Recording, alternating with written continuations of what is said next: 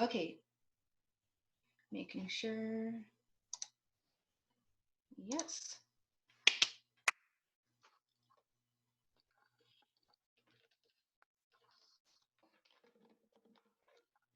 Okay. Can you hear me?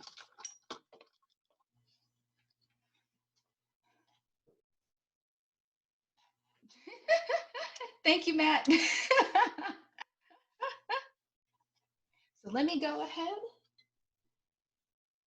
But good morning, good morning, good morning. Trying to reduce the amount of glare. I'm gonna raise this up just slightly. Okay.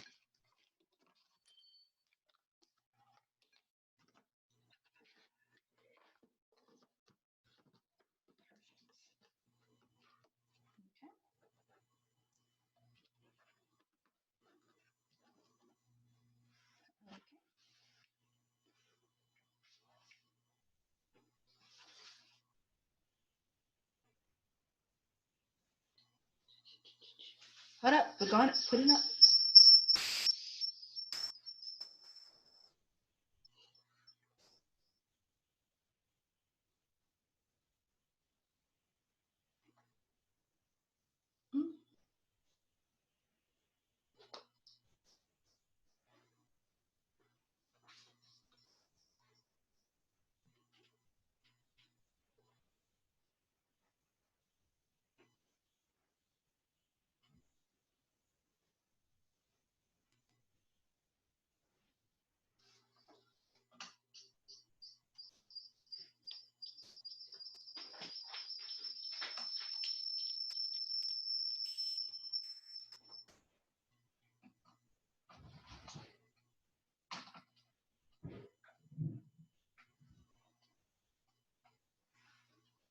Okay, sorry about that. Just making sure the noise was not debilitating. But good morning, happy Friday. Everyone's like, wow, you are in character. It's Friday. I decided to do something different. So welcome to Mbadika or mLab Tinkercad webinar to tinker together. It's day 10, and I thought, given last week in your feedback, that we should actually step back into my familiar domain. As you can see here, I'm back in the kitchen, and I thought we could do a couple of quick DIY activities or STEAM activities that you guys can do at home and share with your family members and your loved ones over the weekend. So today we're going to do a couple of things different. I'm going to give you an update on the garden project, of course. And then we're going to move right into actually 2 DIY activities we're going to do today. The first one was actually suggested by somebody who wanted to do a food project. And I thought, hey, why not actually try it? So I'll be making something for I made a demo last night, but for the first time as a teacher. And then the second one is going to be an oldie but goodie that I think during these challenging times, I think will be really great to do. So go ahead and grab the materials that you see on this list here. So your day 10 materials includes paper, a writing utensil such as a pen and marker, cardboard, rubber bands. I know this list is a lot. If you don't have all the rubber bands in the world, just try to grab a few. Glue or tape. You can also use a hot glue gun if you need to do a little bit more reinforcement or a lot of tape. Get sugar, water. You're going to need a stove for one of the activities today, so make sure you ask parent permission. I'm going to give you a heads up before we do it. Bamboo skewer or chopsticks. If you don't have either of those, like we ordered takeout a couple of weeks ago, so I still have a trusty pair of chopsticks. I'm going to also show you how to do it using toothpicks, so that way you don't have to panic. And also don't forget to get a computer with a Tinkercad account. There's one item on this materials list that I highly recommend you, that isn't on the materials list as I ran out of space, is that if you have any plastic spoons or you have a bottle cap, go ahead and grab those items as well. If you already are starting to piece together what exactly we're building, then you're way ahead of the curve. It looks like we already have a question. Ooh, what are we making today? I'll give a couple of more minutes before I actually say what we're making, but I will say one thing you could eat and then one thing you could torture people in your house with. Those are the 2 hints at what we're making today. And if we have time, we're actually going to have a bonus DIY project that I'm making sure is ready for us to go. So those are going to be our options for today. So feel free to grab those materials. I actually have to grab, because you know me, I always have to grab something last minute. I have one item I actually have to pull out of a special place. And preparation for today. So if you have any questions on substitutions or what have you for that actual materials list, go ahead and ask me in the Q&A section. And I know I see a very familiar face, no worries. I'll let you guys know where we're gonna build in a couple of minutes. But what's the fun in not having a little bit of surprise and intrigue about the actual DIY project today? There's also a bonus list of materials if you also wanna grab those right here. So if you also want to grab these materials, I'm going to put this back up in about 2 minutes. So go ahead and make sure you have these materials to start.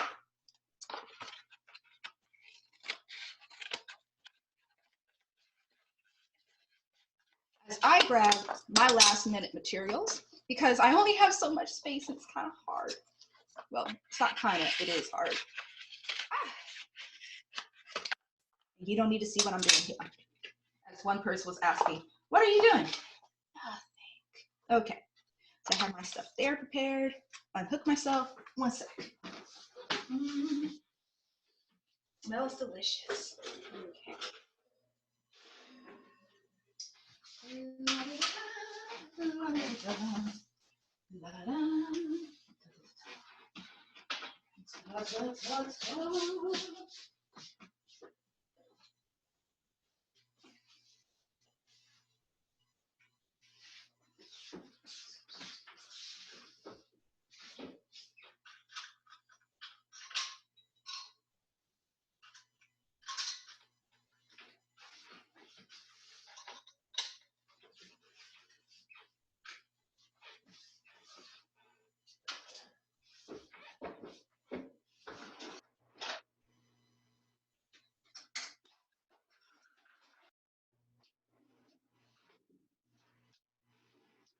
If you're just joining us, welcome, welcome.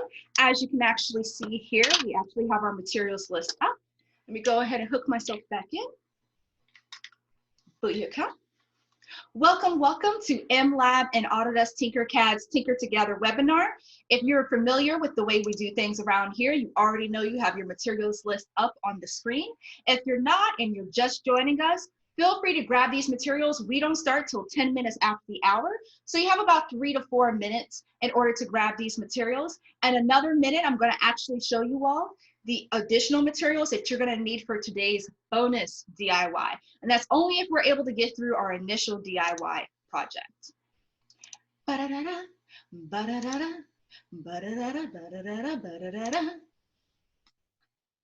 Ba-da-da-da, ba-da-da-da. Okay, yeah, that's also a copyrighted song, so I should probably stop. Rules are so different.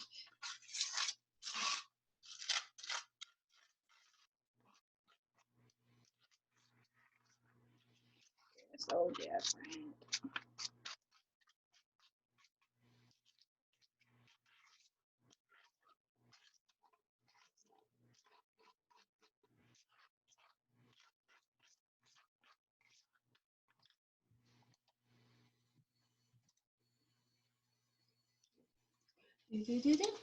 Okay, everyone's asking. These are the bonus materials you need. If you have any problems grabbing these materials, just send me a Q&A and I can help you or suggest some alternatives that you can actually use. So welcome, welcome. Okay, we got a couple more people. Oh, wow. Okay, we got a lot more people. Welcome, welcome. Happy Friday. Welcome, welcome. Happy Friday. Welcome, happy Friday. Thank you so much for joining us today. As you can see here, we have our bonus materials for our bonus DIY project we're going to do today.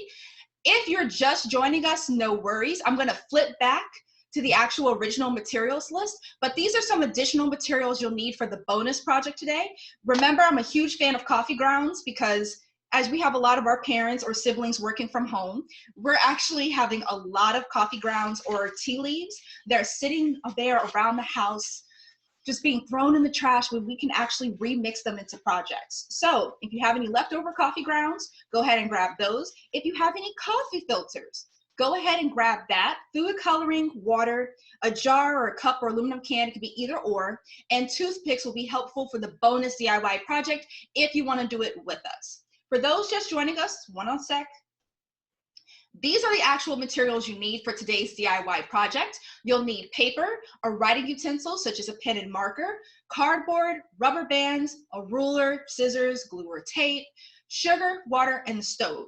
The reason why we need sugar, water, and a stove is because we're going to do something on the stove top today, as requested that we do a food project or something in the kitchen. I don't know if you guys just like me in the kitchen. I'm not the greatest chef or baker or cook, but letting that go. And of course, you need a computer with a Tinkercad account in order for us to get started. So simply let me know if you need any help finding replacements in your house. We usually start 10 minutes after the hour, but based on the comments I'm seeing, you guys need a little bit more time because this list is way more extensive than our list in the past. So I'm going to go ahead and give you that time because I think we should still be running pretty good in terms of having enough time to get through everything today. These are going to be very short and quick DIY activities just to close out the week because, as you all requested, sitting in front of the computer for 2 weeks at a time is a long time. Well, not 2 weeks, Lord, that would be a long time. 2 hours at a time is a very long time. So now that we have that straight, you can go ahead and grab those materials if you're just joining us. For those looking for the bonus materials, the major thing you need is coffee grounds, as well as food coloring, etc. But I'm going to switch back in about a minute or two. I just want to make sure the people who are just joining us have an opportunity to actually be able to see the original list, the most important list, and then we'll hop back to it.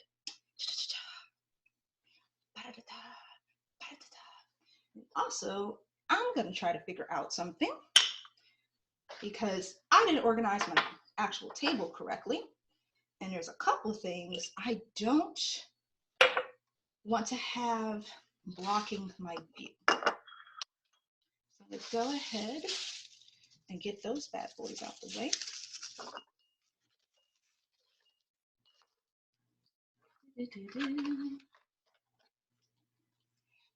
Okay, wait, hold on. I missed a couple questions. Hold on. I was too busy looking down.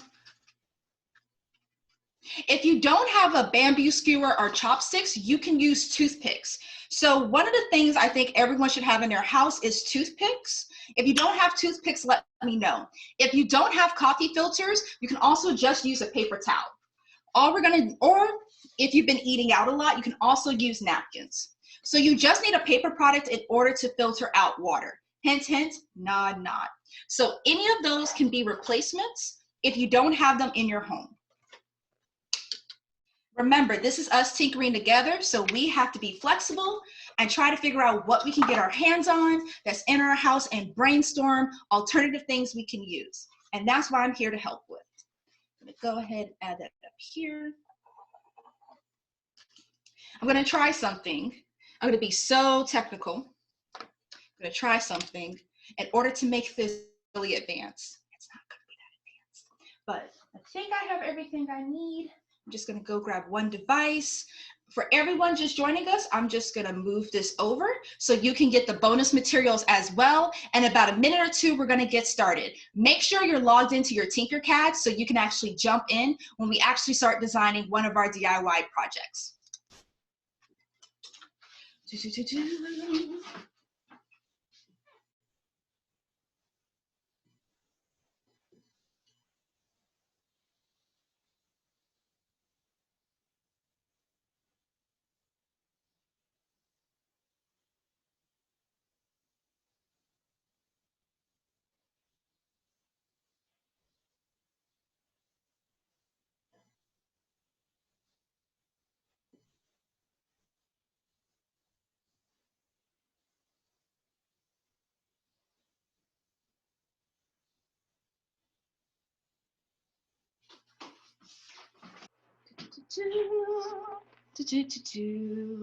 Oh, is it a jar or a cup or aluminum can? Yes, that's an or. When I do my slashes, that's an or. If it's straight up, that's an additional item. So don't worry on that regards. In terms of food coloring, if you have it in your house, great. If you don't, no worries. You could just follow along and see how we do it. There's also an alternative if you don't want it to be, if you don't want the actual project to be food safe, you can also go ahead and grab any kind of paint that you may have.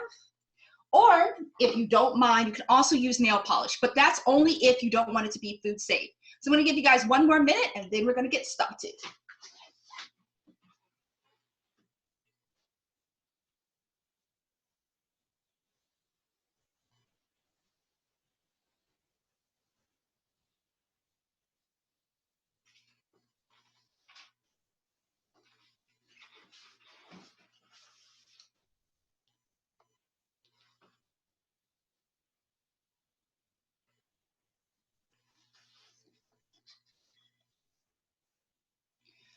Okay. Hello, hello, welcome, welcome. Hopefully you are able to see the bonus materials list and also the actual list of materials you'll need to get started. If you don't have these materials, no worries. Quickly write them down in the next couple of seconds and I'm gonna get everyone started and you can actually go ahead and get some materials because we always start our webinar sessions with a review of what we've done this week and a quick, I don't wanna call it a quiz, but like a review in which you guys answer for those who've been here all week, a couple of our questions, etc. Then we move on to the actual project. So it looks like we're having a lot of people just join us. No worries, please just write down the materials you need. While we're reviewing, please go ahead and grab those materials in order for us to be able to get started because we need to make sure we end on the hour. Unlike last week, we don't have Good Friday or anything that's interfering with us being able to be able to continue our actual session. But I've been told we need to finish 15 minutes earlier than usual, so that's why I'm making sure that we're on time and on schedule more than usual because you know I like to diddle daddle.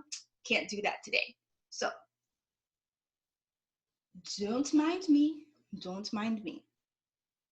And when you have all your materials, raise your hand so I know that you're ready to get started.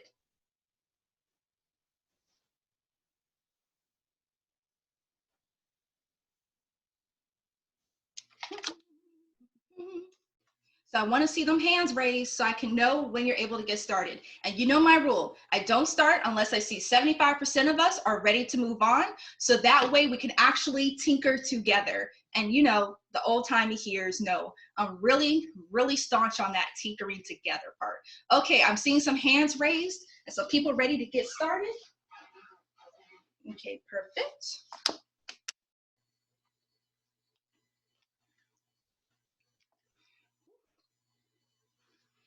Let me turn that down.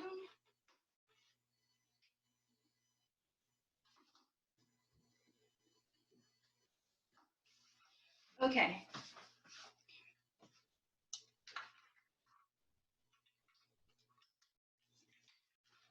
Okay. Is everything good? Everyone can hear me? No complaints on the audio yet? Raise your hand. Got to keep your hand raised so I know if you're able to get started with us. Because I saw some people put their hands down. Keep your hands raised so I know. Because I want to make sure we're at 75% before we get started today.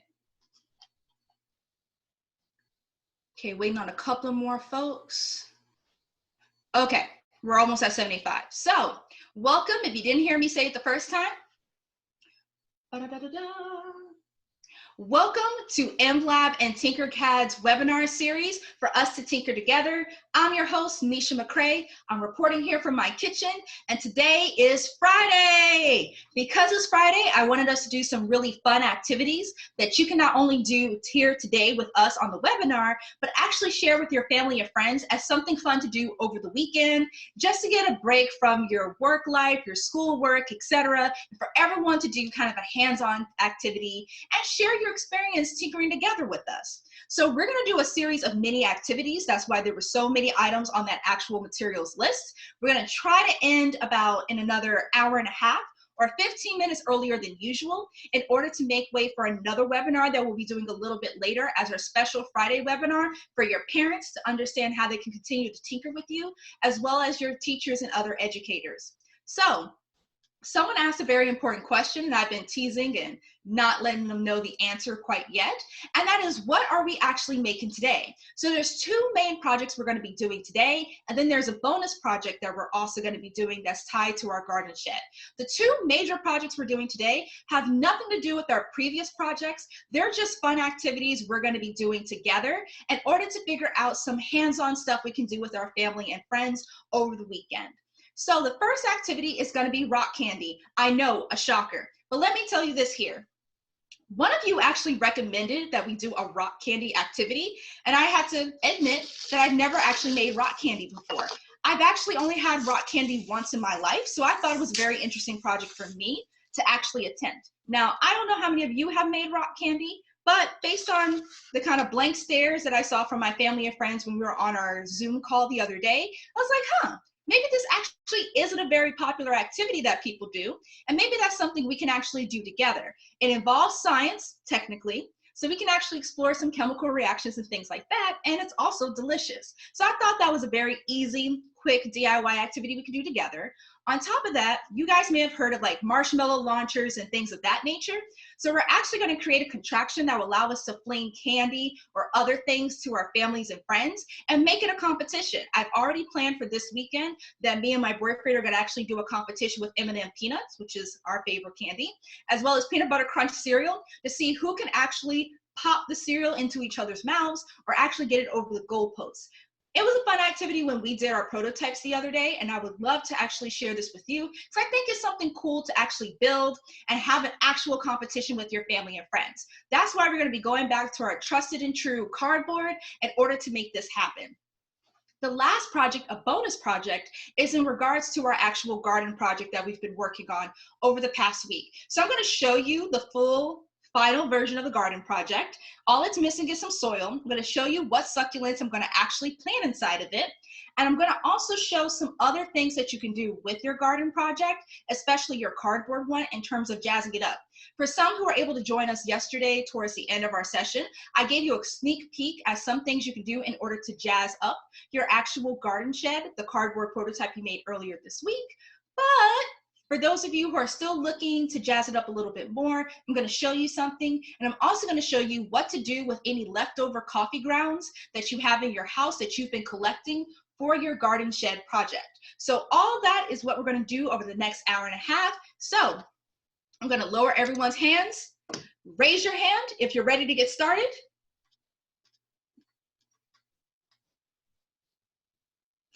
I need to see them hands. See them hands. See them hands. Sorry, I'm doing this dance while hands are rolling in, so it's kind of fun. See them hands. See them hands. Okay, I see 50%. I need a couple of more hands before we get started and move on to our first project. Yeah, something's over here, so I gotta be careful when I knock things over. Wait, do we have enough hands? Okay, we do. So I'm gonna lower everyone's hands and we're gonna go into Tinkercad. So the first thing I'm gonna show you here, what did I do? There we go. So what you should actually see is your Tinkercad dashboard. On your Tinkercad dashboard, you'll notice there's this green banner when you log in. If you click the link that says Learn More, you'll come to a page that says Announcing the Distance Learning with Tinkercad Contest. So this contest is actually a collaboration with Tinkercad and Instructables. Instructables is a DIY or do-it-yourself website that we actually use in order to brainstorm and create a lot of the projects that you all have been able to enjoy this week. So if you click the top banner, you should be able to see the link. Oh, wait, someone asked a quick question. Before I get into the distance learning, the coffee grounds are for soil and they're also for a different project. So whatever leftover coffee grounds you have, we're gonna use it for a bonus project that I'm gonna show you related to your garden project. So sorry about that, I should have made that a little clearer. So here you see in the Announcing the Distance Learning with Tinkercad contest, this is a special collaboration since everyone seems to be doing distance learning because it's the new thing. No, but for real, we're all doing distance learning at this time. That's why you guys are here on this webinar. If you actually scroll down, you can see that Instructables and Tinkercad is giving away 2 prizes worth $500 each for the following categories of submissions. The first one is the Make It Move contest. To win this prize, you need to demonstrate that you have designed and made something with functioning, moving parts. So for example, one of the projects that we're going to do today actually qualifies for the Make It Move contest, that it actually has parts that actually move. The second submission category is connectors. This is a prize that encourages the creation of other pieces that can be connected together. So an L bracket for a robot, or something complicated to create a bicycle or power a blender. These are a special category. I would say this is probably one of the harder categories, but if you feel up to the challenge, go ahead and brainstorm something in regards to that. Silly solutions category is to show an example of how you have identified a problem or something that's broken, and you use 3D design, in particular Tinkercad, in order to bring it to life. I think this is probably one of the categories, besides the mashup category that we're going to talk about next, that is the most ripe for creativity, because you can find an everyday solution. For example, I was having an issue this week with a particular somebody in this apartment, and they were asking me for a toilet paper roll. And one of the things I brainstormed in my idea journal was actually creating a little cart made of old toilet paper rolls that actually could be rolled across with the string that could deliver a fresh roll of toilet paper to somebody when they ask for one. And that's just because we've been stuck in this apartment for a while, and I thought it'd be a very clever idea. So that's an example of a silly solution that we can actually prototype in Tinkercad, and you can actually submit that as showing a problem was identified and you created a solution. Oh, someone asked an important question. I'm going to get to that question. Give me 1 second. I got you. A mashup. So if you were here with us earlier last week, you would have participated in one of our DIY webinars in which we actually did a mashup of things from the Smithsonian collection in Tinkercad and other items such as the OMSI Hangout space, or something from the Make It at Home series, or even you used a scribble tool or basic shapes. So the mashup category is for students to take 2 of their favorite things or things from the gallery that we did last week and creatively combine them in order to make something new. So if you go to our YouTube channel, you will actually find our Smithsonian our Smithsonian mashup video. You can actually click that and see how we made a mashup, and that could be something that you can submit in this category. And then last but not least, a scene, which is basically showing how you would design a physical space. If you remember last week, we had our Perfect Oasis project. This would be a perfect example of the Perfect Oasis project being a submission for this contest. So already you're going to have 3 submissions. If you followed us for the past 2 weeks in these Tinker Together webinars, you actually have 3 projects you can submit in order to get the gift cards. Now, someone asked, if your country doesn't use dollars, can you enter? I'm going to have to ask. I believe, if I'm not mistaken, the actual prize should still work. That's just the actual monetary value, or the dollar amount in US dollars. It should be able to translate. Usually when Instructables and Tinkercad gives gift cards, they're an Amazon gift card. So if you have any Amazon services, you should still be able to access. But I'm going to go ahead and double check that, because it should be up. I know they've updated the contest rules in order to make it easier for people to enter. And you can see there's already some entries, like we have this one here, which was the scenic design one. We see here the rich man's common items. Oh, so it is an Amazon gift card. So yes, it's an Amazon gift card. So if you have access to Amazon, you should be able to actually access it. Let me see if I can get an answer from someone. Yes, so I have an answer from someone at Autodesk. She just said you can win from wherever. So it doesn't matter if your country doesn't use US dollars, you can still submit for the contest. So you now know about the distance learning contest. I would highly recommend rewatching any of the old webinars if you feel rusty and you want to submit, especially in the mashup or make it move categories, or the last one, which is the scene category. I think those are shoo-ins given what we've actually done, and I think you all are well primed for silly solutions. I'm going to see if I can make an independent video to explain possible connectors, so you can start brainstorming on that if people are interested in submitting in that category. But I really, really think you all should submit your projects on here and get that money in order to continue tinkering. And who knows, buy your own X-Acto knife. $500 on Amazon can actually get you a 3D printer. So you can actually have a 3D printer in your home for submitting into the competition. So Just saying, thought it was something worth noting or bring it to your attention. So now we're gonna go back into our dashboard that I've explained to you, the distance learning contest. Whoop, I went to the wrong thing. I went to the wrong thing. And yes, now the garden. I'm gonna include the link to the actual garden project in the actual chat. Now that I've made it public, or yes, this one is public, I believe. I was told I had to take the branding off, but I like my branding. So give me 1 second, because you know, sometimes I don't want to jinx myself, but you know, sometimes it can be kind of difficult trying to do this stuff live.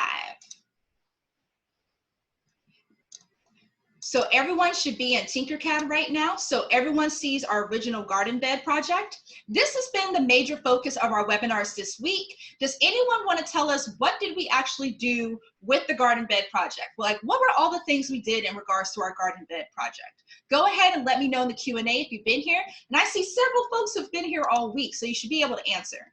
So go ahead in the Q&A part and let me know, what did we do this week in regards to our garden bed project?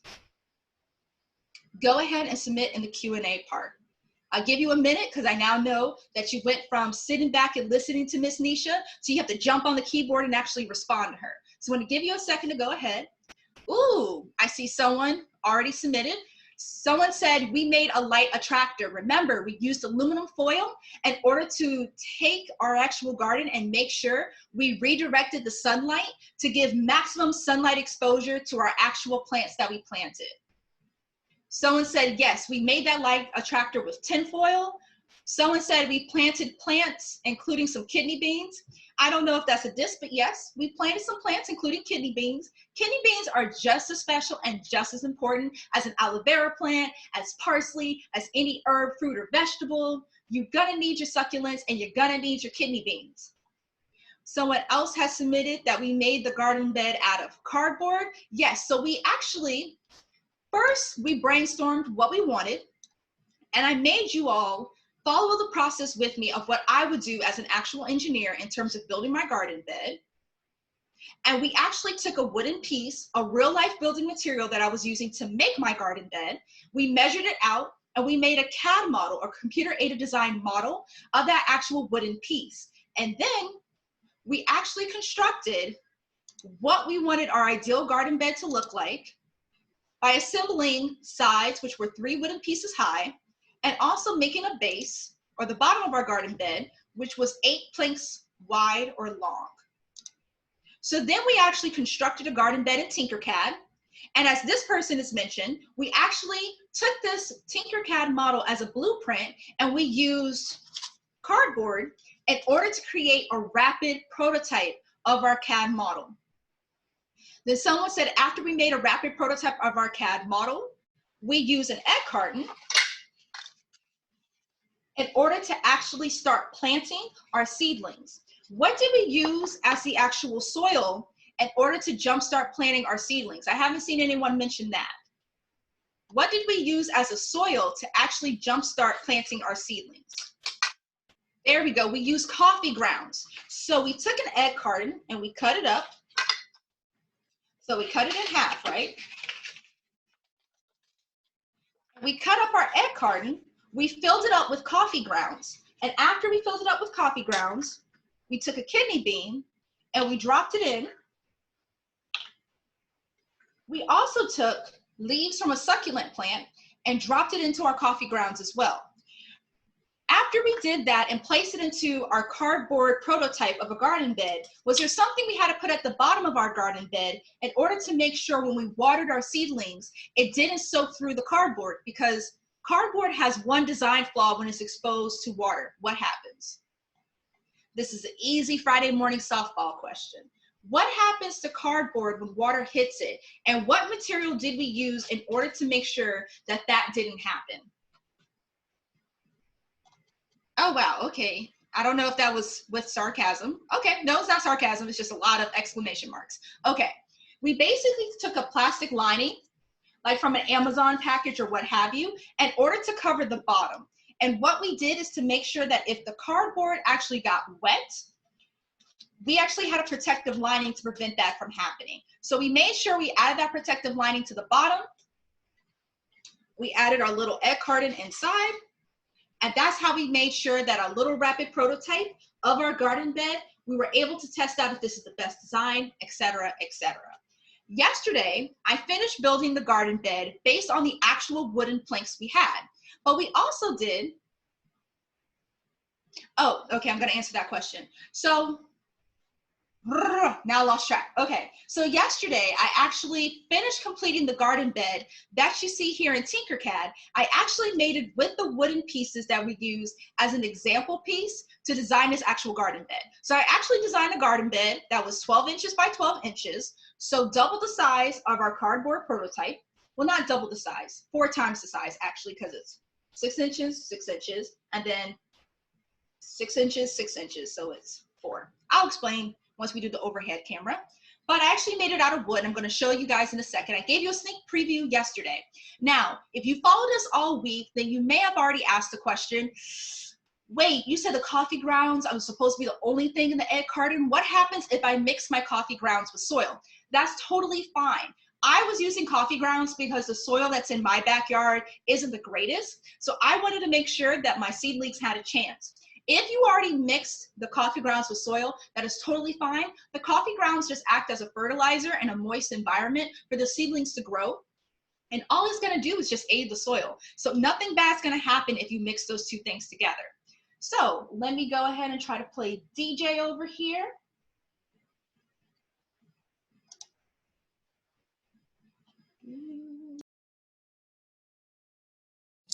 So as you can see over here, you should be able to see, oh, forgive that happened. But let me make sure you can see the whole station. Raise your hand if you can see everything. This is me trying to be overly technical, have multiple camera angles going. Okay, perfect. I accidentally bumped it earlier. That's what was the oopsie that you guys saw. So I'm gonna slide this over. See, when you don't have a camera crew, you gotta do this yourself. Boom. Now you can see me. So raise your hand, you can hear me clear. Okay. So basically what I have here is you can actually see the garden bed that I made. So this is one that we made based on the actual 12-inch wooden plank that we use as the base for our Tinkercad model. So you can see I painted it a specific color. Well, that's because I wanted to jazz it up a little bit. So what I did is I painted it using some house paint that I had picked up from the oopsie section of a home improvement store. Now, you may go, but I don't have wood. What happens if I want to jazz up my cardboard version? Wait one sec.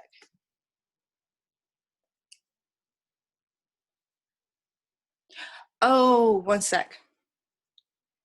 Raise your hand if you can see the wooden garden bed. Okay. We're having a quick technical glitch. Raise your hand if you can hear me clearly.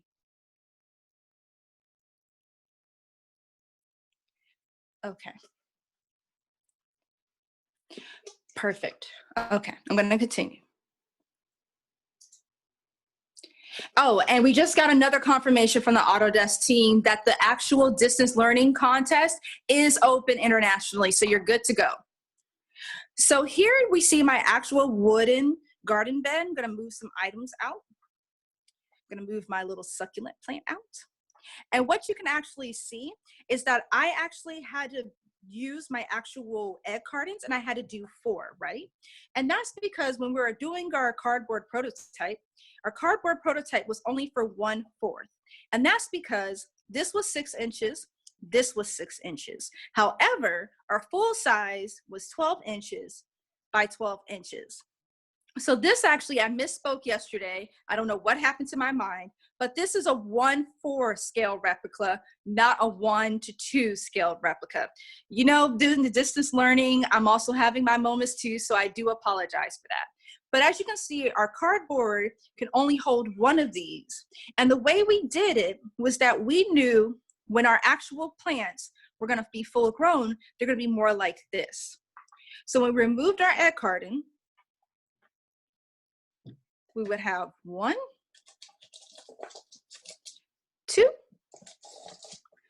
3, and 4.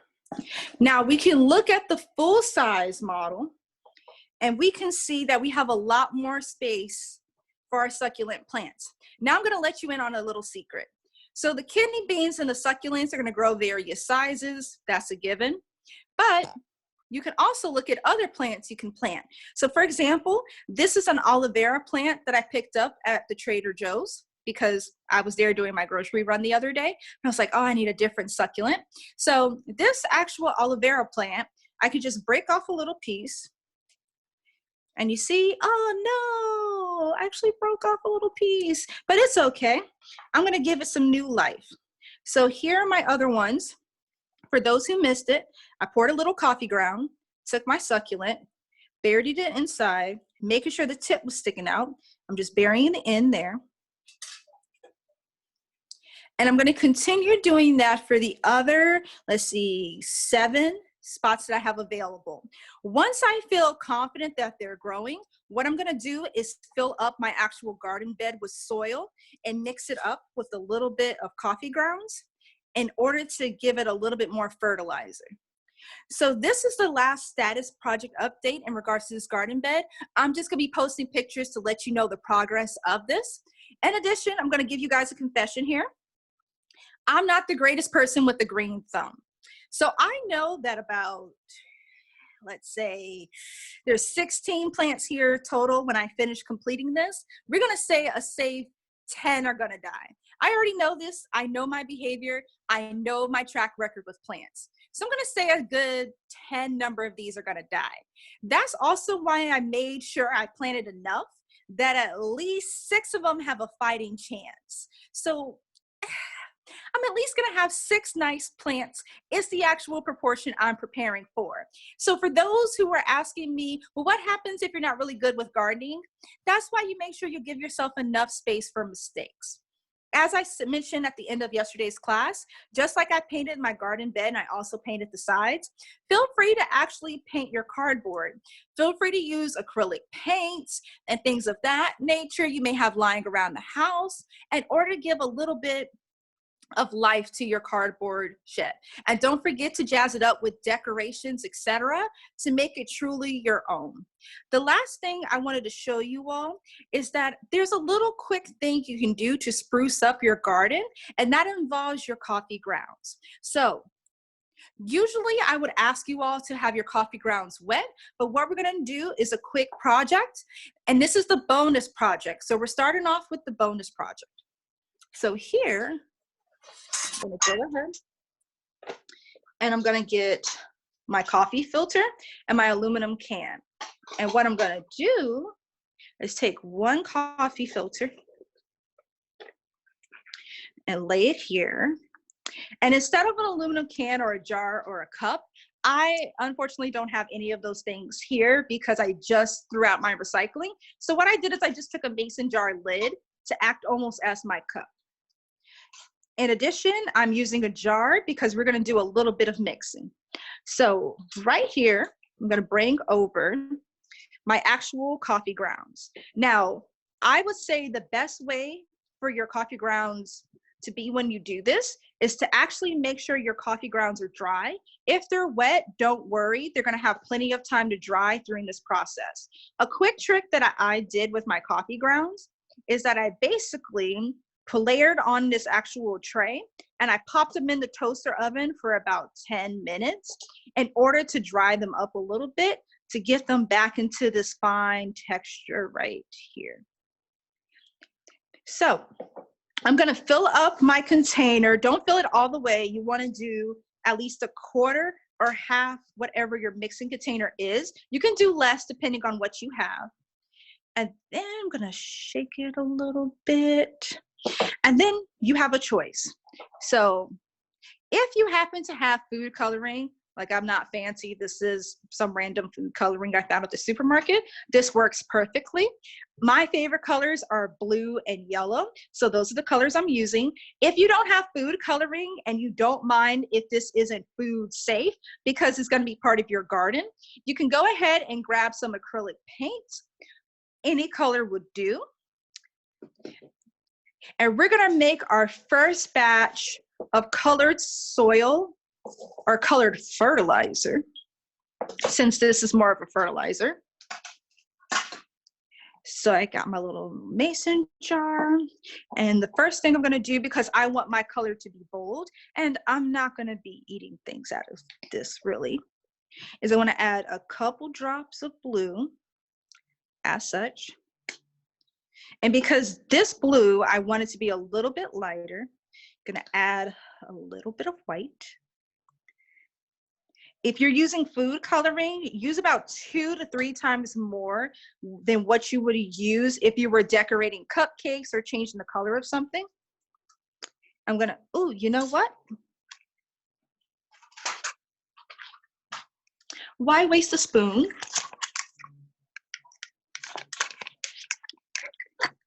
Why waste a spoon when I can use a toothpick?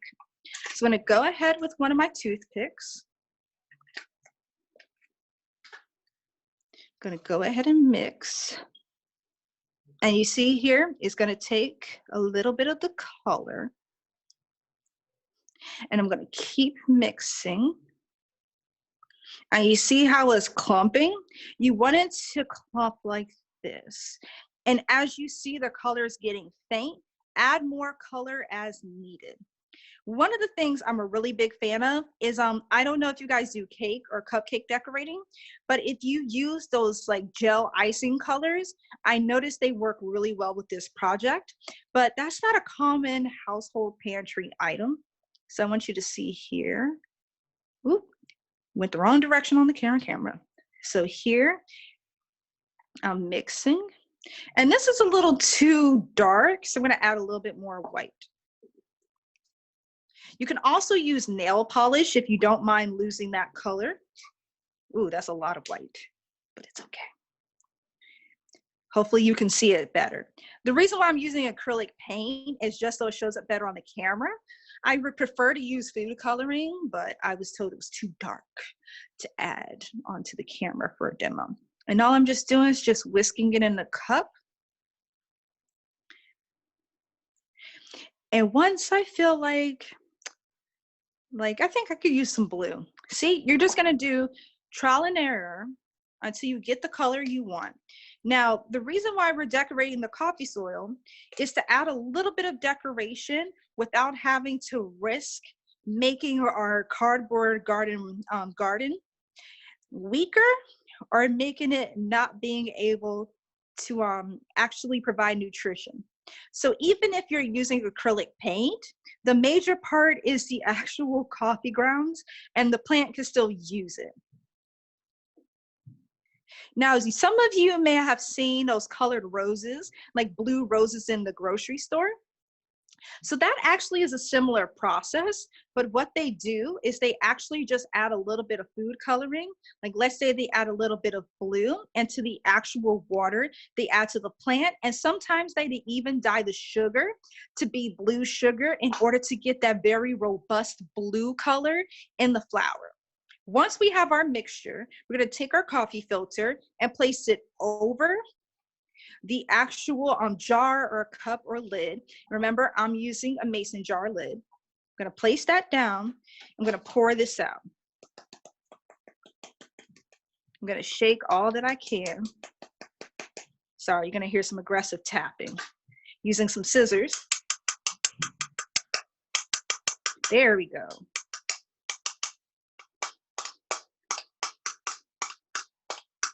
And then someone was like, just stop. So see here, I'm gonna use the toothpick to break this up a little. You want to create like a very even layer. So once you have this, you're gonna let it dry outside. Now you can repeat this with whatever leftover coffee grounds you have. So let's say we wanted to change a color. We can create a light blue, a white, etc. And when this completely dries, it usually takes about a day with direct sunlight. You can sprinkle this on top all of your actual seedlings to add a little bit of color while providing nutrition for your plant. I love doing this because it makes your actual garden bed stand out, especially in photos that you're sharing with loved ones, etc. Another thing you can actually do is you can actually use your toothpicks and a little bit of cardboard and make a sign and stick the sign in each of the actual planners. So you'll know which one. Ooh, wait, my kidney bean is exposed. Hold on. She need a little more love right there. Hold on. Okay, there we go. So you can actually make little garden signs using your toothpicks, and you can actually decorate them the same color as the soil or maybe a contrasting color. So here you see I have like a baby blue that I've made here. I would contrast that with the gray just because I like that color palette. And I would actually make the sign, like paint the cardboard gray, write down whatever plant is actually planted there, and then use my toothpick in order to stake my claim right there.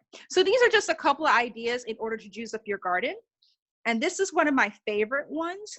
If you want to make sure the coffee grounds are still safe because you're planting these in order to eat, especially if you're thinking about harvesting the kidney beans, I would say use only food coloring.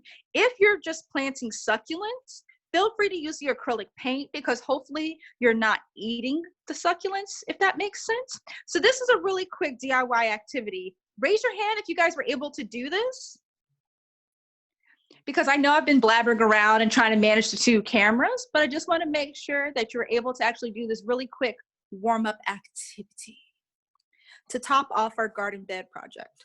Matter of fact, I'm not even going to wait for this to dry. I'm going to go ahead and color the top layer because my coffee grounds are pretty dry.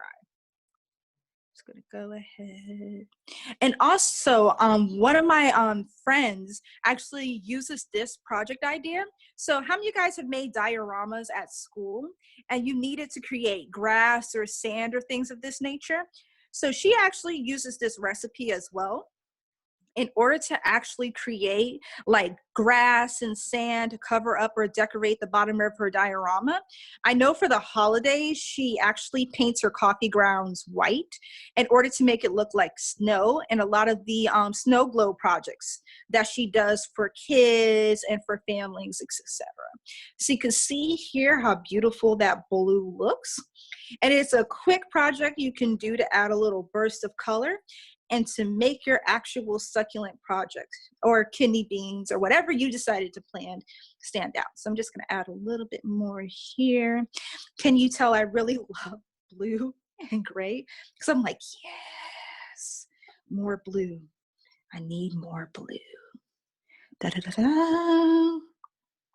Da da da da da. Now, I know I can't see what you guys are doing on your side of the screen, but as always, don't forget you can ask me any questions in regards to any issues you're having with this project or any questions for substitutes or what else you can actually use this project for. This is so pretty. Sorry, I'm really obsessed with this color. Okay, so I have the rest of my coffee grounds sitting on here. This is basically to make sure if your coffee grounds are wet, that you're actually going to be able to squeeze the liquid out of the coffee filter and it goes here. But as I said, I popped my coffee grounds in the toaster oven in order to make sure they were dry enough in order to do this. So I'm going to move that to the side. I'm going to lift up the best version. And you see how that little pop of blue just made this look so pretty? That's exactly what I'm going for. So we have those here. I'm going to actually keep breaking off pieces of my aloe vera plant. See, you couldn't even tell if this was real or fake. This is the fake succulent. This is the real one. So I actually want more mini aloe vera plants. So that's why I picked this up. I'm going to continue picking them off and actually planting them in order to get this project started. So raise your hand if you've had success with this project or if you're in the midst of this project. So I don't see a lot of questions because I don't know if you guys are like dead into the project or you're trying to figure out your mixtures, etc. So talk to me. Let me know. Don't be scared. That's what I'm here for. Also, I was thinking about planting more kidney beans, but I said, no, who needs more food? I actually planted aloe vera. I'm going to actually plant the rest of these with aloe vera because aloe vera has a lot of healing properties. So I'm a clumsy person, and I actually prefer planting aloe vera succulents because I'm going to need a lot of aloe vera plants in order to treat wounds. So you see that little ooze part right there? I'm trying to zoom in properly. That actually you can apply to a cut and a burn to actually provide some ointment and actually make sure you don't have scarring, etc. And as a kid who always fell down and scuffed her knee or cut her face, etc., there was always an aloe vera plant in my house because, as my mother would state, it was better than insurance when it came to Miss Nisha. Well, she didn't call me Miss Nisha, but And then I had the actual lighting, which was the last part we did yesterday. Oop, I did that backwards. So we had our little lighting component in order to provide a little bit of light. Whoop, whoop, whoop, whoop, whoop. I'm still trying to figure out how I'm going to actually place it in here. I had ideas that I would actually have individual systems being right above each of the actual planters just to get a jump start, or taking one of these pieces and actually lining it up with UV lights and laying it on top at night, just so I can provide additional hours of UV light because we don't get a lot here. So if you have any suggestions, I would love to hear them. Also, someone asked, where are other applications of UV light? So we did the UV light fixtures yesterday, and I wanted to showcase to you all. This is my UV black light. So I used to do a lot of invisible ink tattoo projects. If you go to our social media, you see we did a lot of Wakanda or the Black Panther invisible ink tattoos. And you can actually use UV light in order to actually have those tattoos appear. And I absolutely love those projects because they're really fun. So UV light also has personal fun properties. If you're not all into the gardening, you could actually use a UV LED in order to create some cool invisible ink tattoos. And you can find those projects on our Instructables. I'll make sure I include it in the chat room. So, show of hands if you're ready to move on to one of our other DIY activities. Awesome sauce. So I'm going to go ahead and do a quick change, and then we're going to go ahead to the actual stove and start making our rock candy. So in order to make our rock candy, first things first, make sure you have all the materials necessary. We're going to be using a stove. So what I'm going to recommend is using a pot, as you see here, having a spatula. These are two things that weren't on the original materials list, but that I highly recommend because we're going to be switching over to the stove. So I'm going to go ahead and put the material list back on. I'm going to give everybody about 3 to 4 minutes in order to get situated and change their situation. And then we're going to move on to the rock candy project. So, boom.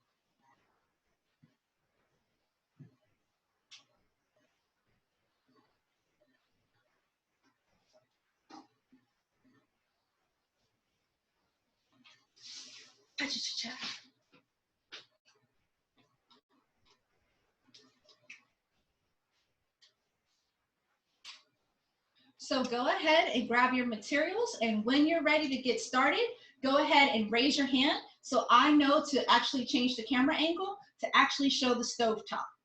And while you guys are doing that, I'm going to go ahead and water my succulents because I forgot to do that this morning. And someone just reminded me that I didn't do that because, I mean, they're sweet. They're just trying to make sure that I don't kill these plants like all the others. All the others. So I'm going to go ahead.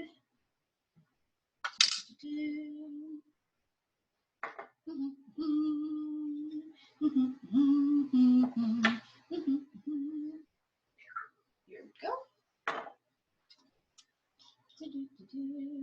But raise your hand when you're ready for us to move on to the rock candy project.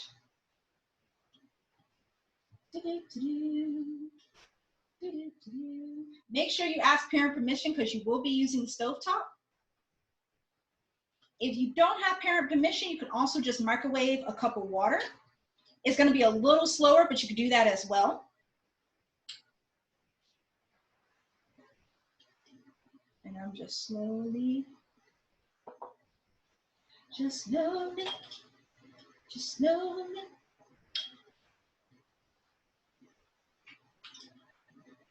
Okay. Someone just asked for a couple of more minutes to make sure they could use the stove. Go ahead, no rush.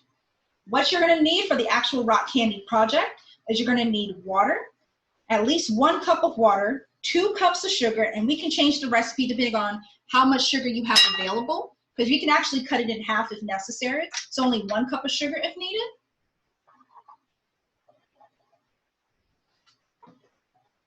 And you're also going to need a skewer of some type. If you don't have a skewer, then you can actually just go ahead and use popsicle sticks. I'm going to give you guys about 2 more minutes to get materials. If you have any questions on substitutions, just let me know. And raise your hand if you're ready to get started.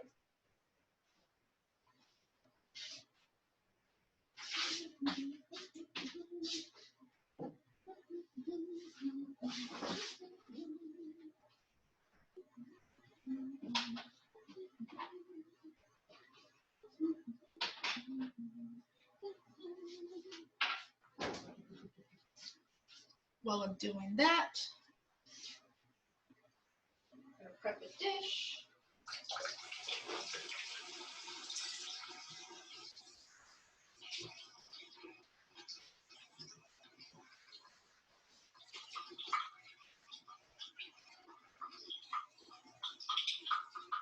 I'm washing my hands before I get started. You should do the same.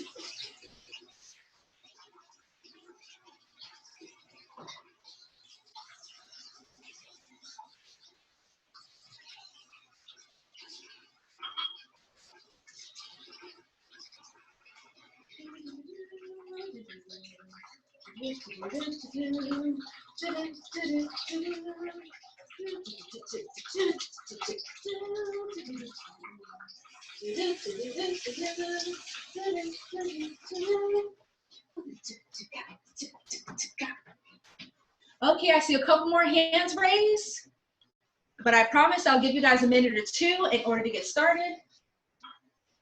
Don't forget to wash your hands before you start this project. This is a food project, and we all want to be safe. We also don't want to give ourselves any upset stomachs because we decided we didn't want to wash our hands or it wasn't important. And given how the past couple of weeks have gone, I think everyone should be a routine on how to actually wash their hands.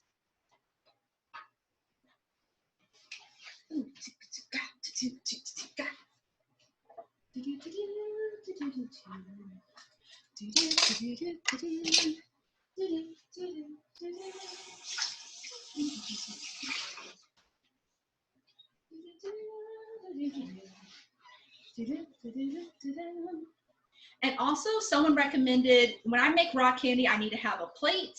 I would recommend getting a plate if you don't want to make a mess, especially when it comes to the sugar. So if there's one last item you want to grab or you have time to grab, go ahead and grab the sugar. I actually use a coffee filter instead of a plate. And I'm going to show you how I do that. But remember, this is about you. Make it unique to you.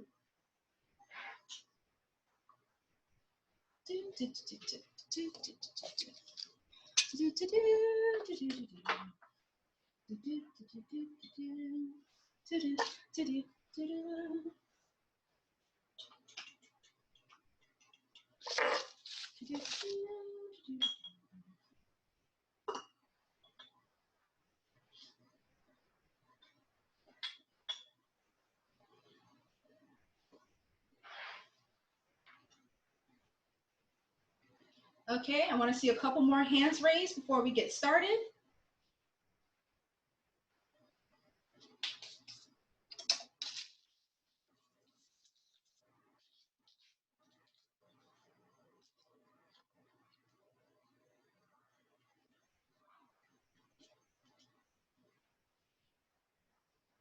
Okay, I see a couple more. If you're having issues with getting anything, let me know. I'm going to go ahead and set up the camera so you can see.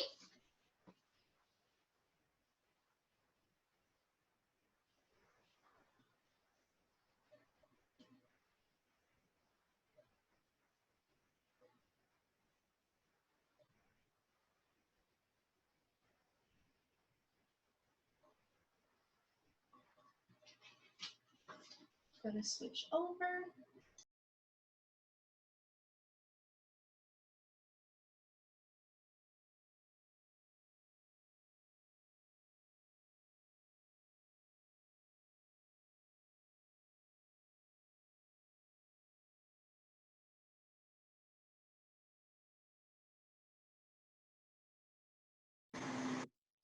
As you can see here, my materials, I'm going to go ahead and change my other.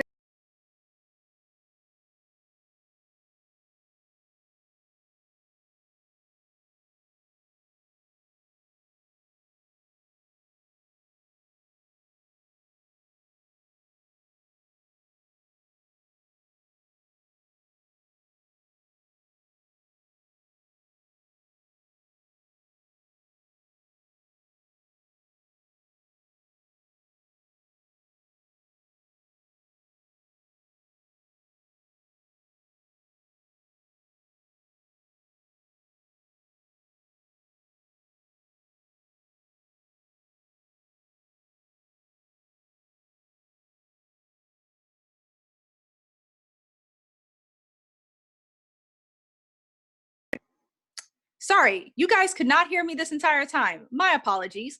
Please raise your hand if you're ready to get started. Yes, perfect. If you're not ready to get started, no worries. You can just follow along, and then you can actually do this recipe a little bit later because we're going to post these so you can actually do it. But what you can see here is that I have my water. You can see I have a funnel in a jar just because I have a lot that I'm going to be making today. You don't have to, as long as you're very careful with your pour.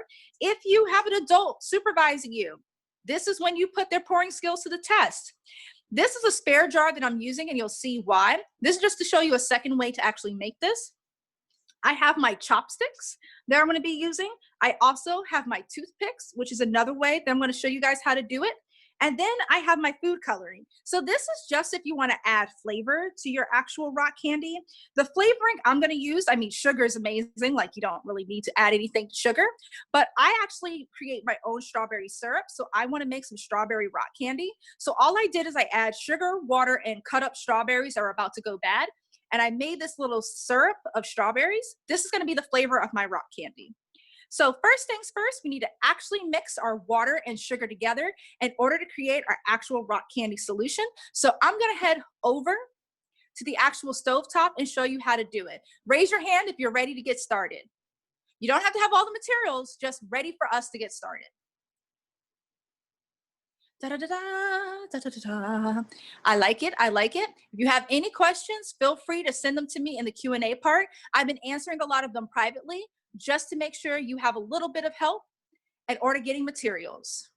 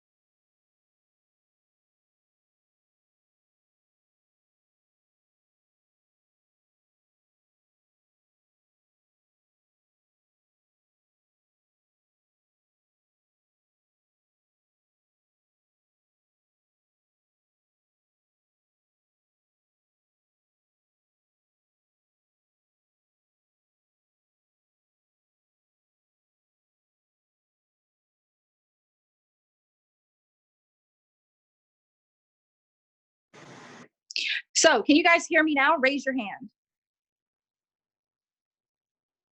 Okay, perfect. So we've encountered another problem, but that's okay. Oh no, see, that's the thing. I wasn't on mute. I was on mute on the over camera, but not over at the stove. So we're gonna just bootleg this for right now. So basically, these are the ingredients. I'm gonna be over at the stove top. So I'm gonna be yelling over here to this camera, but I'm gonna be over there on that camera, okay?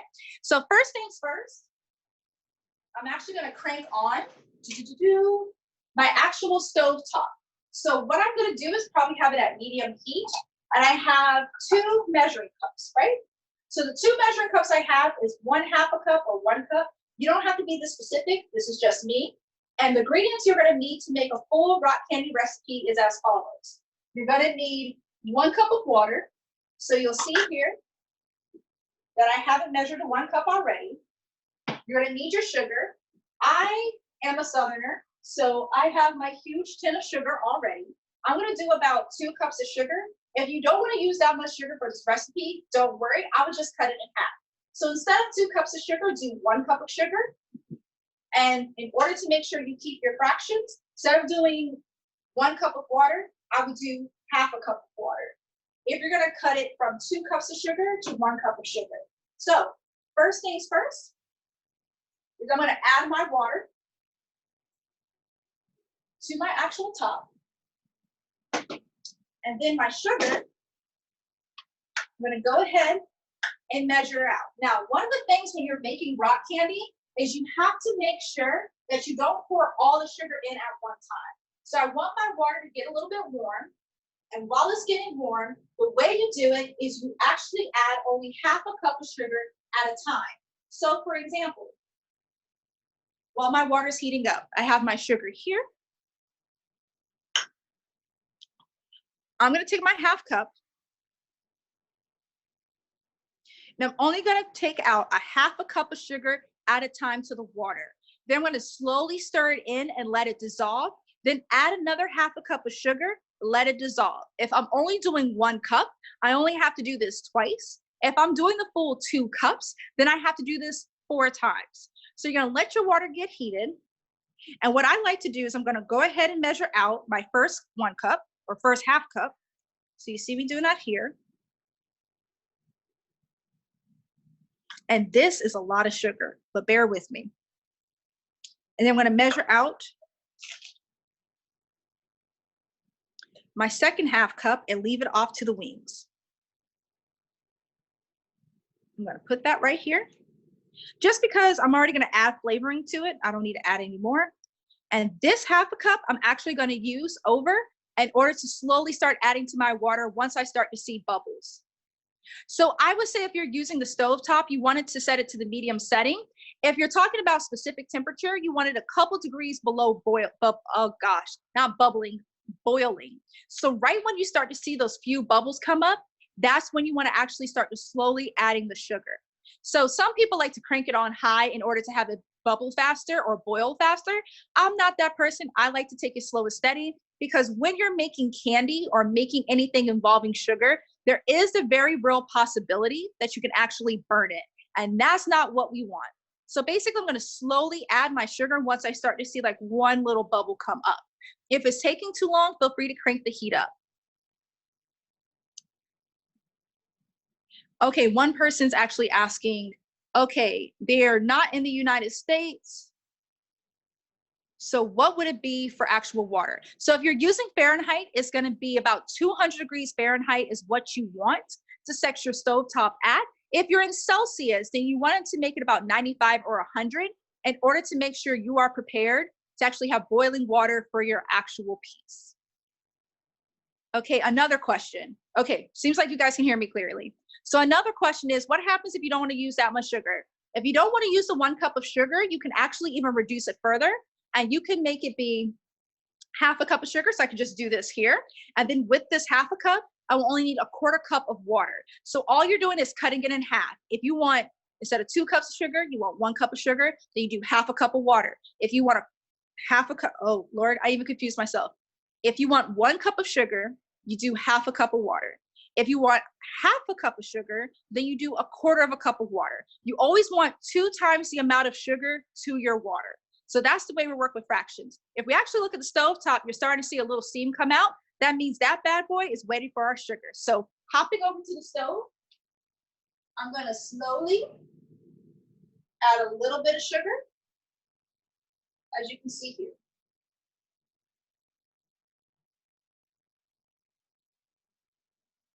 I'm only going to do a little bit because I like to stir first.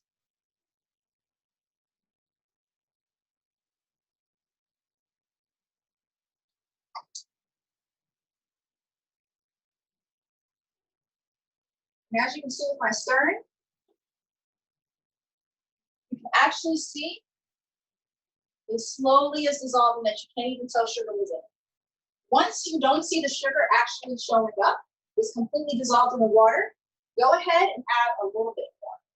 So now I'm going to go ahead and add the rest of the cup into my actual water mixture.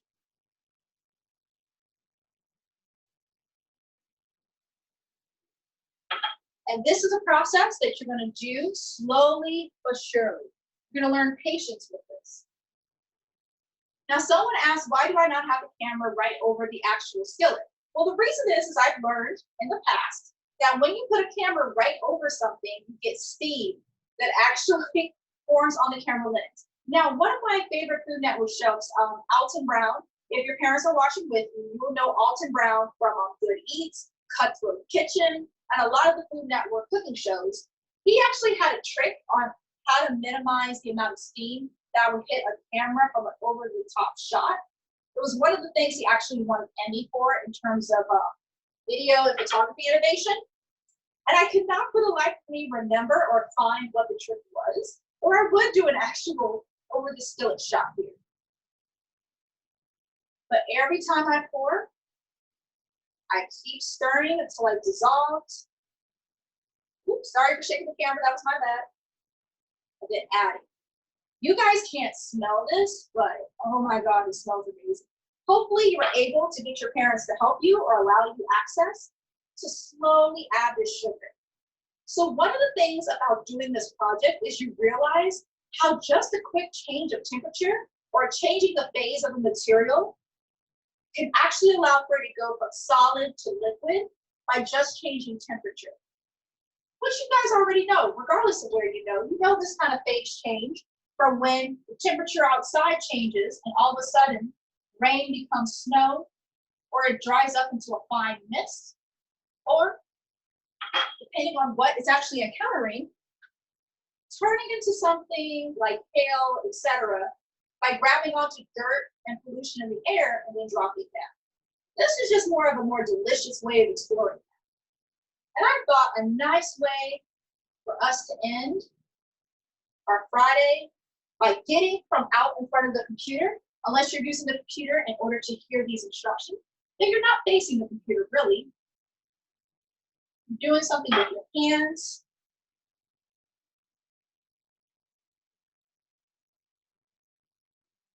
Just slowly stir it. So we're going to continue doing this for the next 5 minutes.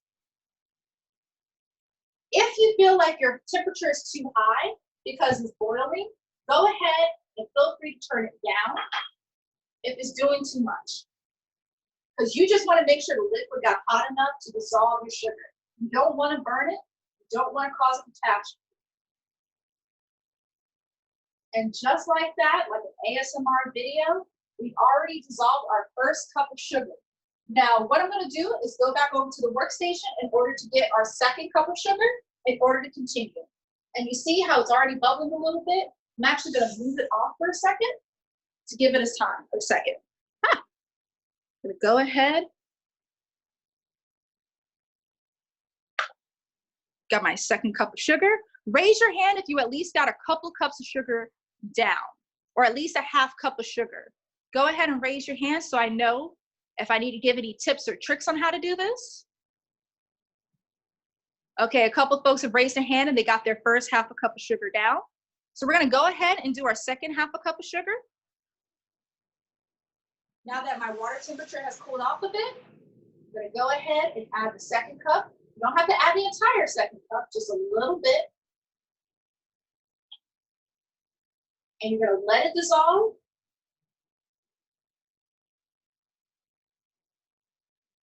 And you want all those granules to dissolve. Now you're gonna start having your technique, and you're gonna notice that your granules dissolve a lot faster than they did before. That's because you now have a more sustainable temperature, and you're not on the struggle tip, I like to call it, when you're first doing this.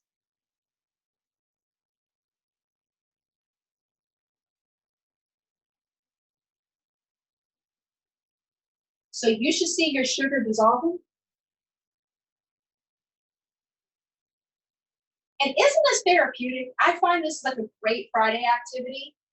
And it's a great family activity, so you can all enjoy this candy. Go ahead, a little bit more. Starts to make me feel like I'm a fine chef, slowly finding my craft. For those of you who are like, why is Nisha's voice sound so low and far away? I was trying to do too much with the camera angle, so I'm using the mic from far away.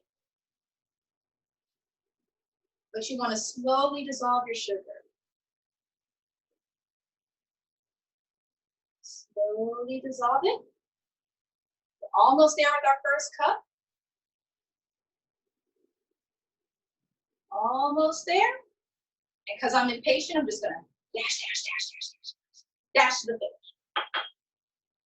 And slowly stir to have the sugar dissolve.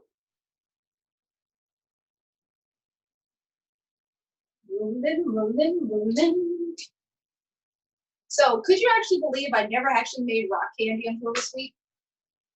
The only time I ever had rock candy is I was visiting a museum in Atlanta, and they sold it, and I was kind of curious what on earth rock candy was. I thought they used rocks in order to make the candy. Come to find out, that is not the case. It's just sugar and water that's left to harden. So you'll start to see your actual mixture start to get a little bit of a color. Now, because I'm using flavoring that already has sugar in it, I'm not going to add my second cup of sugar. So you have to adjust according to how you want this to actually look. But once I actually have my mixture, let me give it a second. I'm going to turn it at a low temperature in order to keep it that way. Now I'm going to keep my eye on it, but I'm going to switch over here.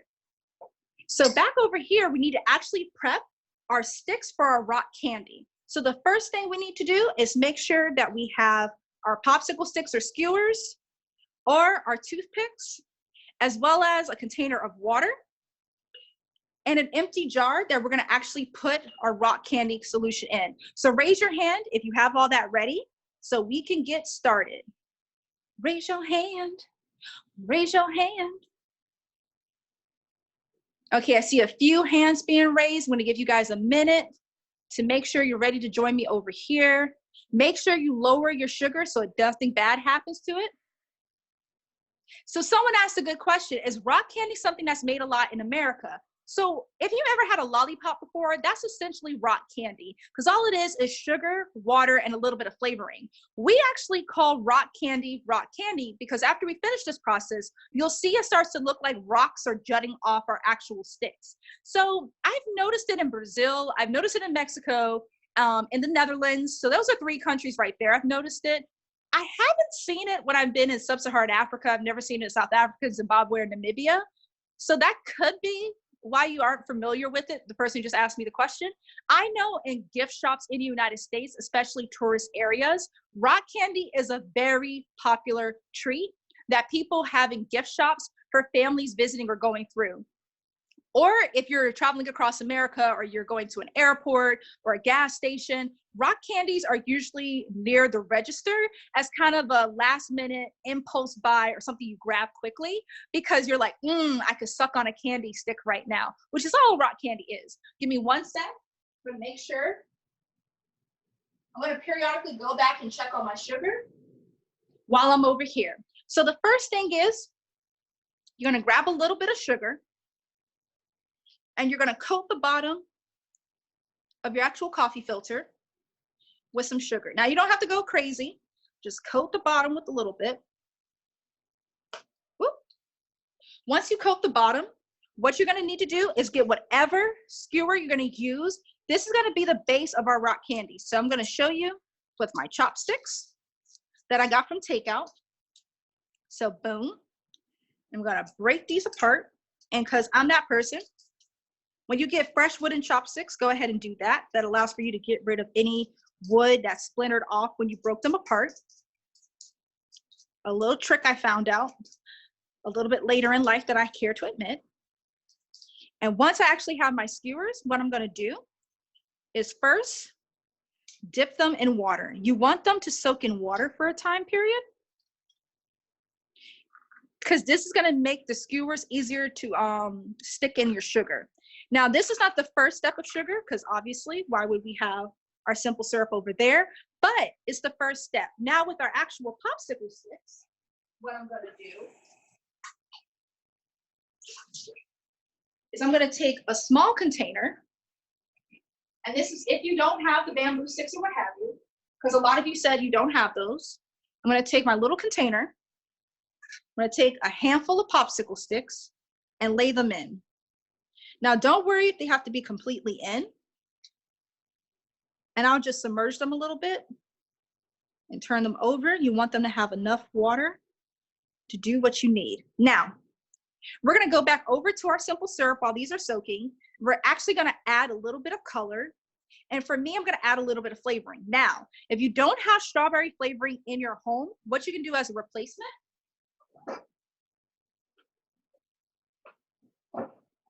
is if you happen to have lemon juice or lime juice, you can make lemon juice flavored rock candy or lime juice flavored rock candy. These are things we always keep on deck, so just a suggestion.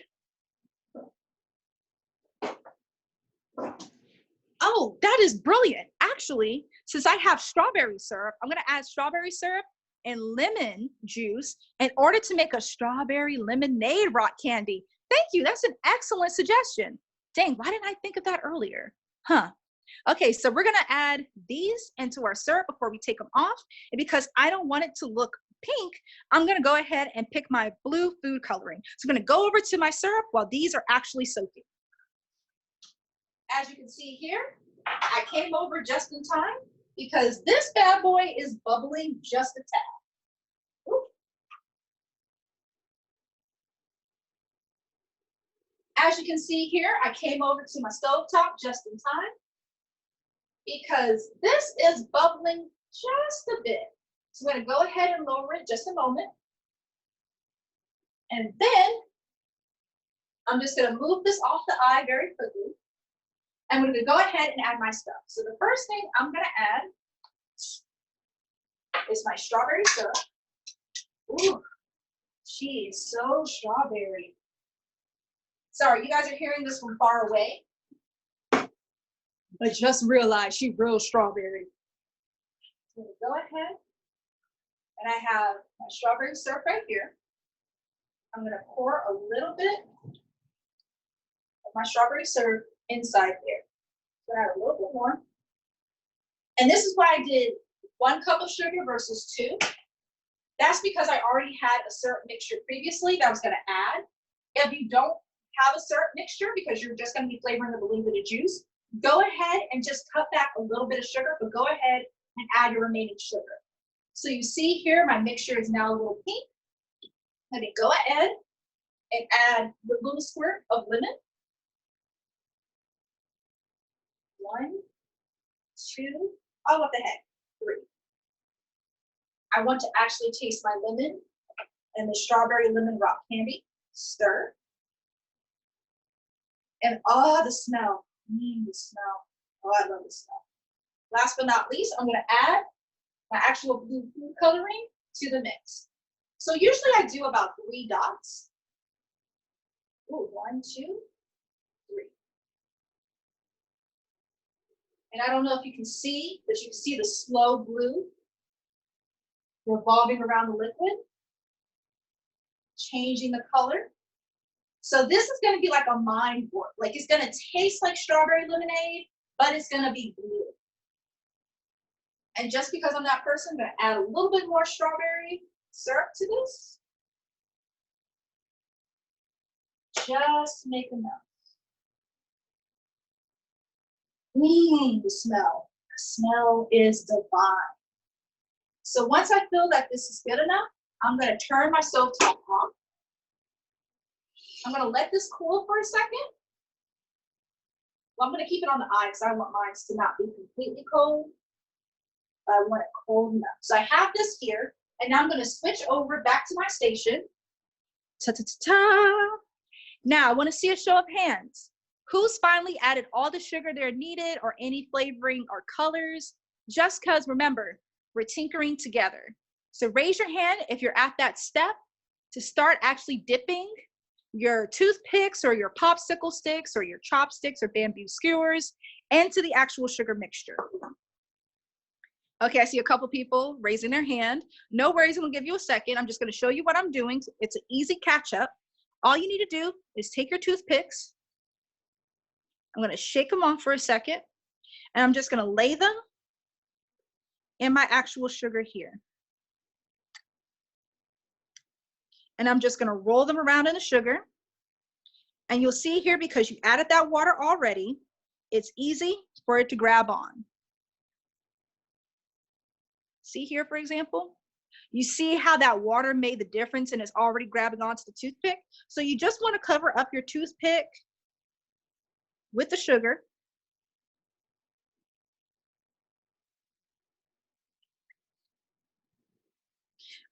And so I was like, okay, so how much Tinkercad we're going to do today? We're going to do some light Tinkercad to end, but I heard everyone was saying we've been doing a lot of Tinkercad and sitting on the computer, and you wanted to do some stuff in the actual space. And you guys have worked so hard this week. When I mean you guys have made CAD models, you've been doing measurements, you've been doing scale down calculations, you've been doing gardening. I thought this would be a really good break project just to end off. So as you can see here, I got all my toothpicks covered in sugar. So now that I have that, I'm going to show you how I would do it with the actual skewer. So with the skewer, I open up my actual coffee filter. And the reason why I like doing the coffee filter is because it makes for easier cleanup. So your parents aren't upset with me for having you do this project, because you can use your coffee filter. And you see how I'm just using a coffee filter to just cover it by having the sugar go back and forth. So here, you can actually see all the sugar on there. I would add a little bit more sugar, because why not? I'm going to add it directly onto that bamboo skewer and onto my chopsticks here. I'm going to turn that skewer. There we go. Now that I have that, I'm going to go check up on my syrup. Well, first rinse my hand because they're a little sugary. And that's how you get ants, is when you're just dropping sugar granules everywhere. So I'm going to go over here, and I notice that she blew. I want to take a quick tip, so I'm going to take my spatula, blow on it. Take a quick swipe.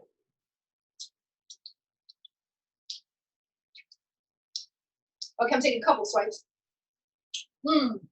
I need a little bit more lemon. The strawberry's coming through, but the lemon isn't so much. So I'm going to add another squeeze of lemon in there.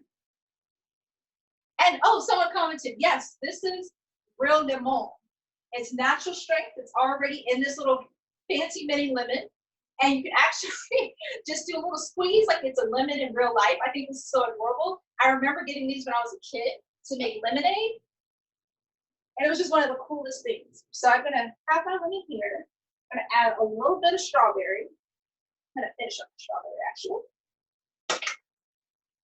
And just stir, stir, stir. Just give that a second to come together.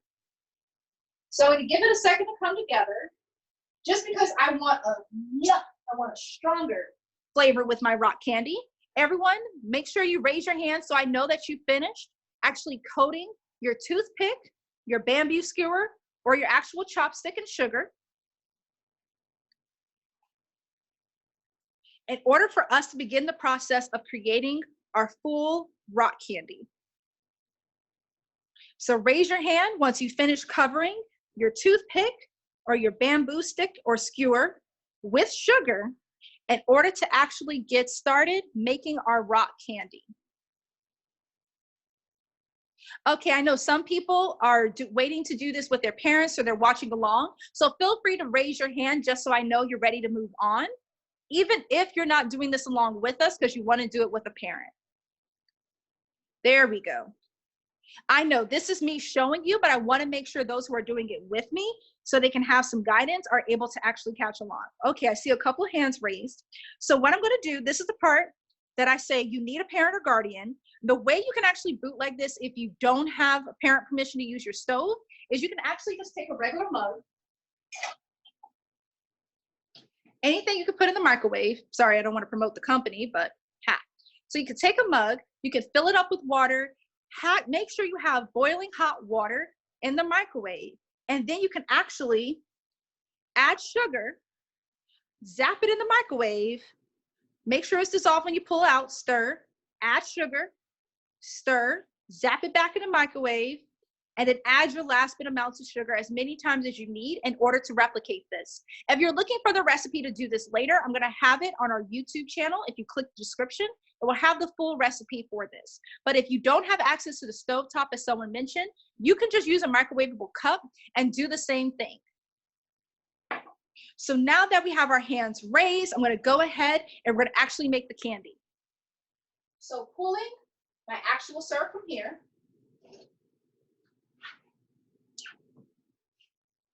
Ooh, I'm gonna go ahead, and that's why I'm using a funnel, because I know myself. I'm gonna pour at least halfway my syrup right there. Syrup container here. I'm actually gonna rinse this container that had my strawberry in it. I'm gonna use this container for my toothpicks since they don't need as much liquid.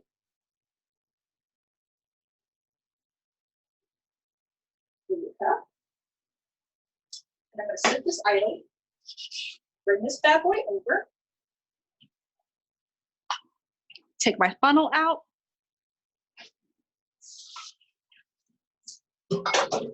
and so I have my mason jar of liquid.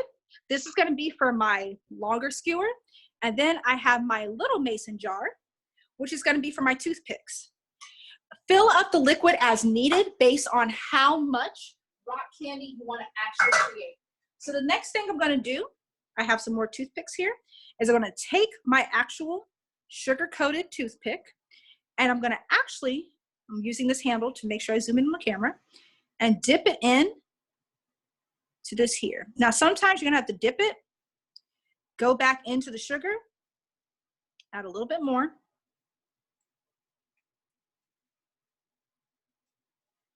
dip again, add a little bit more,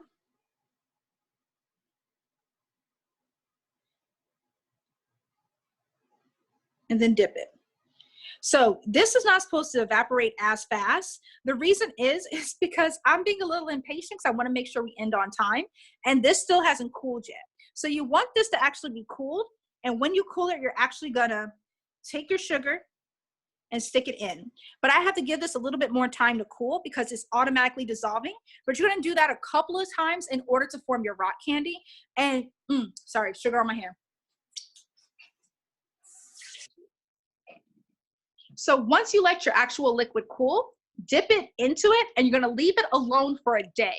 When you leave it alone for your day, you're gonna get something that looks almost like rock crystals jutting out.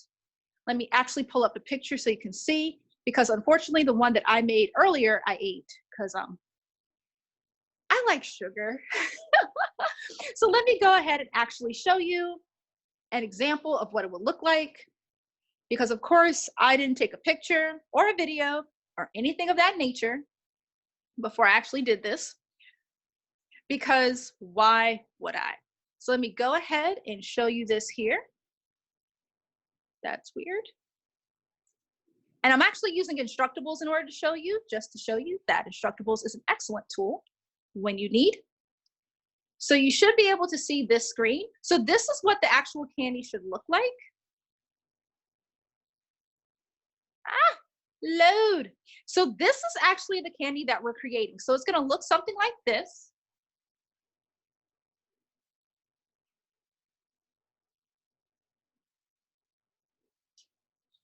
once we actually allow for our liquid to cool and then start actually dunking it in. So this is the end result you'll get after a day. So tomorrow you'll actually get rock candy that looks like this. I'm gonna post a picture on our social media to show you what our blue strawberry lemonade rock candy looks like, but this is the actual end result. So I wanna see hands raised. How many of y'all have actually either done it or you get it and you're ready for me to post the actual recipe that I used in order to do this and move on to what our final project for this week will be. So let me see a show of hands. Let me see those hands. See those hands. Pull them hands. Okay, someone said when I make actual rock candy, sometimes I actually let it sit for about 3 to 4 days in order to get this large of a crystal. You can do that. I don't know if you can resist 3 to 4 days, but if you can, go right ahead. Okay, someone else asked, what happens? Hold on, I'm trying to read the question. Give me 1 sec.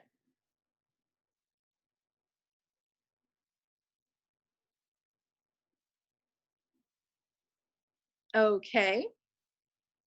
Okay, I need you to change, I need you to, you know who I hope you know who asked me this question. I'm gonna need you to resubmit that in a way that I can understand. I'm so sorry that I wasn't able to,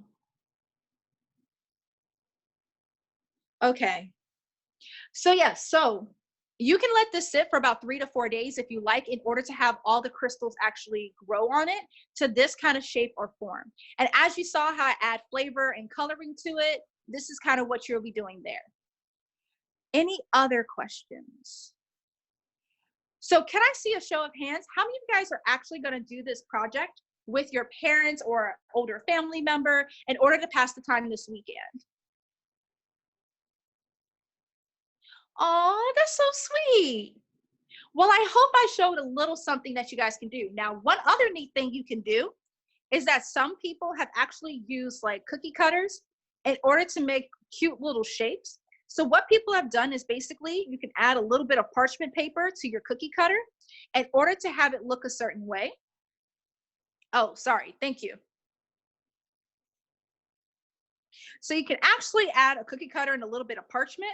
And just like we stuck the skewers in sugar, you can actually wet the parchment and add sugar around it in order to create like a basis for the actual syrup to suck into. Now, unlike using the jars I have here, you would actually have to put this in a bowl. Sit this with the parchment paper attached in a bowl and let it sit for about 2 days. And you can actually peel the parchment paper off and you'll have a rock candy star. I felt that was a little too complicated, but if you're looking to push yourself because it's not your first time making rock candy, go right ahead. Since we have to end early today, I wanted to ask, does anyone have any final questions, any comments about this project? Oh, somebody was like, oh, you inspired me to make a strawberry lemonade cupcake. Yes, do something, tinker together. Even baking is tinkering together. So this is just my little final capsule to a Friday. I wanted to keep it kind of light since you guys did so much CADing this week. I wanted to get us in the kitchen and do, some people like to call it food science. I like to call it tinkering together, having a little bit of fun. If you have any additional questions for me, feel free to ask me in the Q&A part.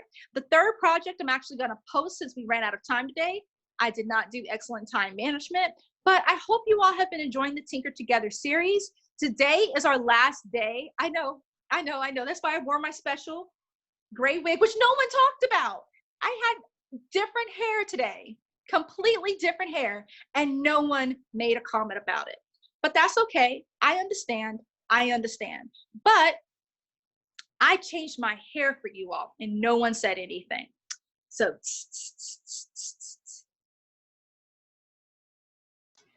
all I wanted to say was that this was going to be our last session, and I just wanted to actually make it something a little more fun just to end off this series of webinars. We will be continuing to post things on our social media challenge channels, as well as some like challenges for you all. Don't forget to actually look at Tinkercad's blog, where they're posting actual weekly challenges. For example, the design challenge this week is dessert, that you can actually submit in order to get a shout out from the Tinkercad team and a bunch more things. So Before we wrap up for today, if you have any questions or comments, especially about how you felt this actual webinar series, this Tinker Together series went, feel free to ask. But from the bottom of my heart, I know a lot of things have been happening, especially over the past couple of weeks. I know you've dealt with technical issues and things bugging, but I hope you understand that the reason why I do this is the reason why I founded my organization, Mbadika, is that I believe everyone should be able to build, make, learn, regardless of the circumstances.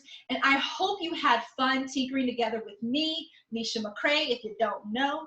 But I hope you had fun, and I hope regardless of what project you decide to take on and develop further, maybe for the distance learning contest, maybe doing with a parent or a sibling or a friend, you can even do this with a friend over a Zoom call, who knows?